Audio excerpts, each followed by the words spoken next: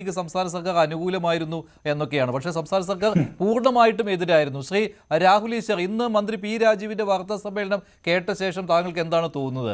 സംസ്ഥാന സർക്കാർ ഈ പറയുന്നത് പോലെ ഈ ആചാര്യന്മാർ തീരുമാനിക്കട്ടെ, നല്ലവരായ സാമൂഹ്യ പരിഷ്കർത്താക്കൾ, അതായത് സത്യസന്ധരായ സാമൂഹ്യ പരിഷ്കർത്താക്കൾ തീരുമാനിക്കട്ടെ, ഇതിലേക്ക് പോകുന്നു എന്നാണോ സംസ്ഥാന സർക്കാരിൻ്റെ നിലപാട്? ശ്രീ മഞ്ജുഷ്, അയ്യപ്പ വിശ്വാസികൾക്ക് ഈ കാര്യത്തിൽ 3 കാര്യങ്ങളാണ് പറയാനുള്ളത്. ഒന്ന്, ഞങ്ങളുടെ നെഞ്ചിൽ ചവിട്ടി മാത്രമേ യുവതികൾ ശബരിമലയിൽ കയറൂ. 2, ഞങ്ങളുടെ നെഞ്ചിൽ ചവിട്ടി മാത്രമേ യുവതികൾ ശബരിമലയിൽ കയറൂ. 3, ഞങ്ങളുടെ നെഞ്ചിൽ ചവിട്ടി മാത്രമേ യുവതികൾ ശബരിമലയിൽ കയറൂ. ഒരു ഫെമിനിറ്റിയെയും ഒരു യുവതിയെയും ശബരിമലയിൽ കയറ്റാൻ പോകുന്നില്ല.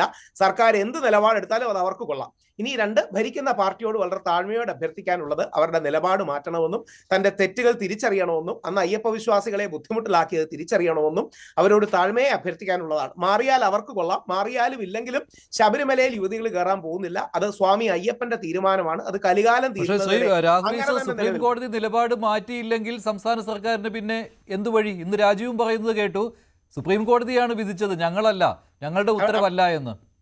ആ കാര്യത്തിൽ വളരെ ഏറ്റവും മയപ്പെടുത്തി ഒന്നും അലക്ഷ്യമാകാത്ത രീതി ഞാൻ പറയാം. അതായത് ശബരിമല സുപ്രീം കോടതി വിധിന്യായം, 5 അംഗ ബെഞ്ചിന്റെ വിധിന്യായം തെറ്റാണ്.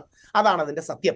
ആ തെറ്റാണെന്ന് തുറന്നു പറയാൻ ഒരു സഖാവ് ധൈര്യം കാണിച്ചിട്ടുണ്ട്. അത് കടകംപള്ളി സുരേന്ദ്രനാണ്. അദ്ദേഹത്തിനെതിരെ ആദരം അർപ്പിക്കുന്നു. ഒരുപാട് ബാക്കി പാർട്ടിക്കാർ പറഞ്ഞിട്ടുണ്ട്. CPM-ലെ ഒരാൾ പറഞ്ഞു എന്നുള്ളത് കൊണ്ട് ഞാൻ ഹൈലൈറ്റ് ചെയ്തു എന്ന് മാത്രമേ ഉള്ളൂ.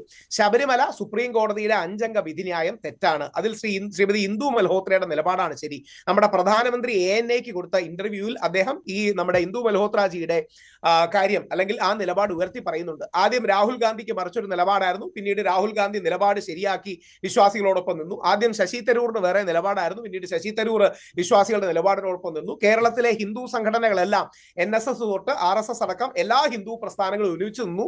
നമ്മളെ സപ്പോർട്ട് ചെയ്യാൻ മുസ്ലിം ക്രിസ്ത്യൻ സഹോദരങ്ങളിലെ ബഹുഭൂരിപക്ഷം ആൾക്കാരും വന്നു. അങ്ങനെ ശബരിമല വിശ്വാസത്തിന്റെ ഏറ്റവും വലിയ മഹാപ്രക്ഷോഭമായി മാറി.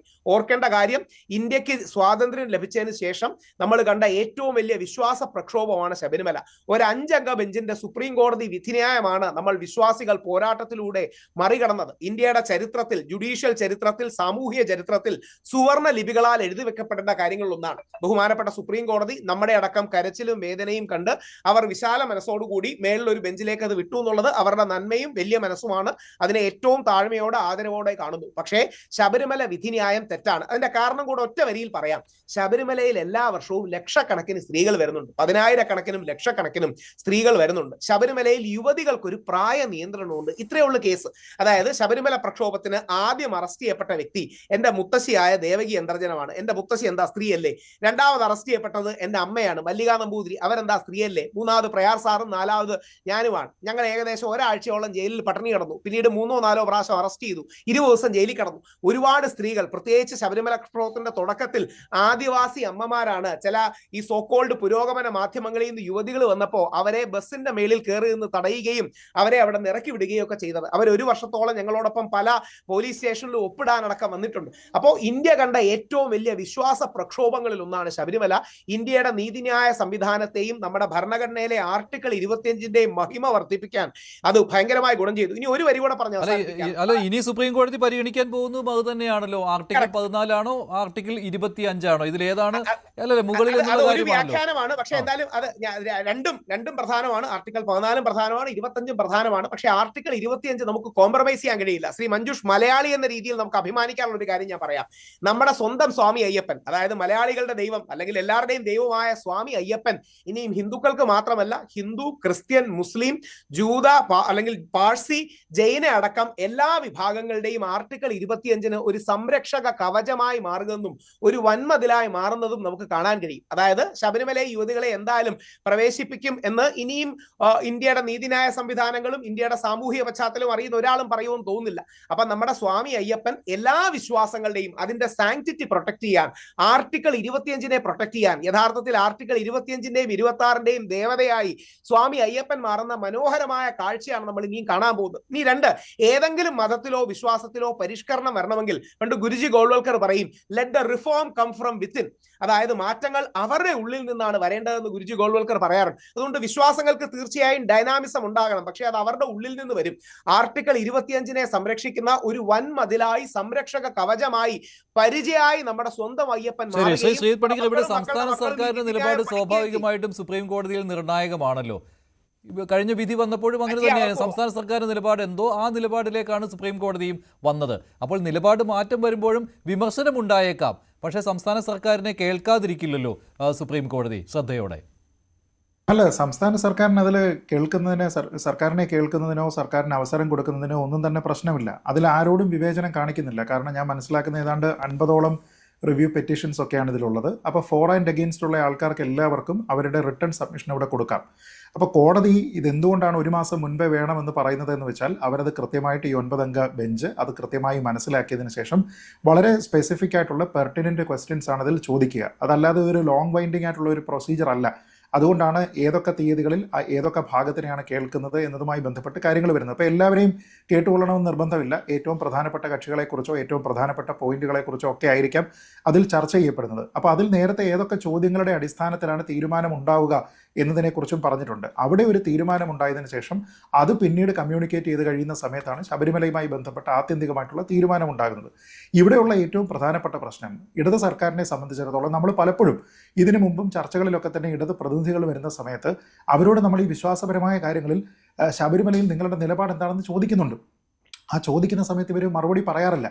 ഇപ്പോഴും അങ്ങനെ അവർ തന്നെ പറയാറുണ്ടല്ലോ, ആ വിധിയെ അതിന് സ്റ്റേ കൊടുത്തിട്ടില്ല എന്ന് പറയും. അപ്പോൾ നമ്മൾ പലപ്പോഴും ചോദിച്ചിട്ടുണ്ട്, എങ്കിൽ ഇപ്പോൾ എന്തുകൊണ്ടാണ് യുവതികൾ ശബരിമലയിൽ പ്രവേശിക്കാത്തത്? അവിടെ ആൾക്കാർ വന്നാൽ നിങ്ങൾ പഴയതുപോലെ പോലീസ് സംരക്ഷണം കൊടുക്കുമോ? രാത്രിയിൽ വേണമെങ്കിൽ രഹസ്യമായിട്ട് കൊണ്ടുപോയി അവിടെ തൊഴിച്ചിട്ട് കൊണ്ടുവരുമോ? ഇത് ചോദിക്കുന്ന സമയത്ത് ഇവർക്ക് മറുപടിയില്ല. മറുപടിയില്ലാത്തതിൻ്റെ കാരണം അവർക്ക് കിട്ടിയിരിക്കുന്ന ബാക്ക്ലാഷ് ആണ്. അപ്പോൾ ഇവിടെയുള്ള പ്രധാനപ്പെട്ട പ്രശ്നം, ഞങ്ങൾ വലിയ പുരോഗമന പാർട്ടിയാണ്, ഞങ്ങൾ ഈ സമത്വത്തിന് വേണ്ടി നിലകൊള്ളുന്ന ആൾക്കാരാണ്, ഞങ്ങൾ ഈ പരമ്പരാഗത വിശ്വാസത്തിനൊക്കെ എതിരാണ് എന്ന് പറഞ്ഞുകൊണ്ടുള്ള ഒരു ട്രഡീഷണൽ ആയിട്ടുള്ള ഇംപ്രഷൻ അവരുടെ ഭാഗത്തുണ്ട്. പക്ഷേ അത് ഈ ഒരു സമയത്ത് എടുത്ത് കളിക്കാനായിട്ട് പറ്റില്ല. കാരണം ഈ സമയത്ത് തെരഞ്ഞെടുപ്പ് വരാനായിട്ട് ഇനി ആഴ്ചകൾ മാത്രമേ ഉള്ളൂ. ഈ സമയത്ത് നമുക്കറിയാം, ആഗോള അയ്യപ്പ സംഗമം നടത്തുമ്പോൾ തന്നെ അവരുദ്ദേശിച്ചത് ശബരിമലയിലെ പ്രധാനപ്പെട്ട 3 കീ ഏരിയകളിലെ ഡിസ്കഷൻ ആയിരുന്നില്ല. മറിച്ച് NSSന്റെയും SNDPയുടെയും KPMSന്റെയും ഉൾപ്പെടെ ഇവിടെയുള്ള വിവിധ ജാതി വിഭാഗങ്ങളിലുള്ള ആൾക്കാരെ ഒന്നിച്ച് മുഖ്യമന്ത്രിക്കൊപ്പം ഒരു വേദിയിൽ കൊണ്ടുവന്ന് തെരഞ്ഞെടുപ്പിനുള്ള ആദ്യത്തെ പിച്ചായിരുന്നു ആ ചെയ്തിരുന്നത്. അപ്പോൾ ഇവർ നോക്കുന്നത് എന്താണ്? ഇതിൽ വിശ്വാസികളായിട്ടുള്ള ആൾക്കാർ നിരവധിയുണ്ട്, അവരെ എല്ലാം തന്നെ ഒന്നിച്ചു നിർത്തുക എന്നുള്ളതാണ്. പക്ഷെ ഇപ്പോൾ വന്നു പെട്ടിരിക്കുന്ന ട്രാപ്പ് എന്ന് പറയുന്നത് അടുത്ത 1 മാസത്തിനകത്ത് ഇവരുടെ അഭിപ്രായം എന്താണെന്നുള്ളത് പറയണം. അത് അഴകുഴമ്പൻ നിലപാടാവാൻ പറ്റില്ല.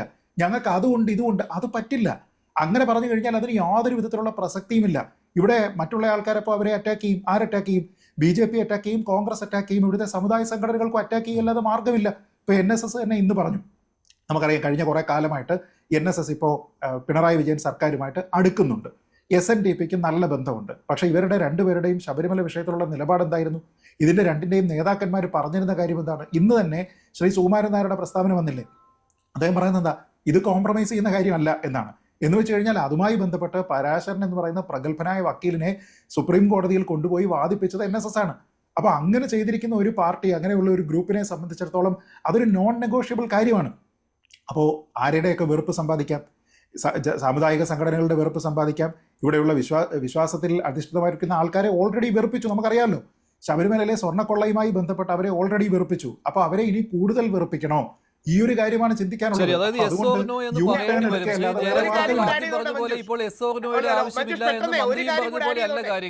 അല്ലല്ല, ഒരു കാര്യം കൂടെ CPM പ്രതിനിധിക്ക് പറയാം. ശ്രീത് ഭായ് പറഞ്ഞതിലൂടെ ഇനിയും വാസു സാറിനെ ഒളിച്ചു വിടാനും പറ്റില്ല. അതായത് വാസു സാറ് കഴിഞ്ഞ തവണ ആരും അറിയാതെ പത്മകുമാർ സാറിനെ പോലും മറികടന്ന് അഫിഡവിറ്റിൽ എഴുതാത്ത കാര്യങ്ങൾ പറയാൻ മുഖ്യമന്ത്രി ഡൽഹിയിലേക്ക് അയച്ചു. എന്നിട്ട് അഫിഡവിറ്റിൽ എഴുതാത്ത വാദങ്ങൾ പോലും സുപ്രീം കോടതി പറഞ്ഞു തോപ്പിക്കാൻ നോക്കി. അപ്പൊ ഇനി അങ്ങനത്തെ കള്ളത്തരം നടക്കില്ല. അപ്പൊ എന്തൊരു കള്ളത്തരമെന്ന് ആലോചിച്ച് നോക്കണേ. ഇനി ശ്രീത് ഭായിക്ക് അടക്കം ഒരു കാര്യം കൂടെ ഓർമ്മ കാണും, 52 സ്ത്രീകളോളം കയറി എന്ന് പറഞ്ഞൊരു കള്ളക്കണക്ക് കൊടുക്കാൻ തുടങ്ങി. ആലോചിക്കണം, സുപ്രീം കോടതിയിൽ കള്ളക്കണക്ക് കൊടുക്കാൻ തുടങ്ങി. എന്നിട്ട് ഫോൺ നമ്പർ ഒക്കെ എടുത്തു വന്നു. അപ്പൊ ഞങ്ങൾ എല്ലാവരെയും വിളിച്ച് വെരിഫൈ ചെയ്തു, നല്ലൊരു ശതമാനം പുരുഷന്മാരാണ്. ദൈവം സഹായിച്ചാണ് സുപ്രീം കോടതിയിൽ ആ കള്ളക്കണക്ക് അവസാനം കൊടുക്കാത്തത്. അവിടുത്തെ ഏതോ ഒരു വക്കീലിന് ബുദ്ധി തോന്നി. കാണിച്ച കള്ളത്തരങ്ങൾക്ക് കയ്യും കണക്കുമില്ല. ഡോക്ടർ ബി ജയരാജ്, അതൊക്കെ പക്ഷെ മറന്നുപോയി കേട്ടോ. ഇന്ന് രാജുവിന്റെ വാർത്താ സമ്മേളനത്തിൽ അദ്ദേഹം വിശ്വാസികൾക്കൊപ്പമാണ് എന്നുള്ള സന്ദേശം നൽകുകയായിരുന്നു യഥാർത്ഥത്തിൽ. കാരണം പഴയ കാര്യങ്ങളൊക്കെ മറന്നു.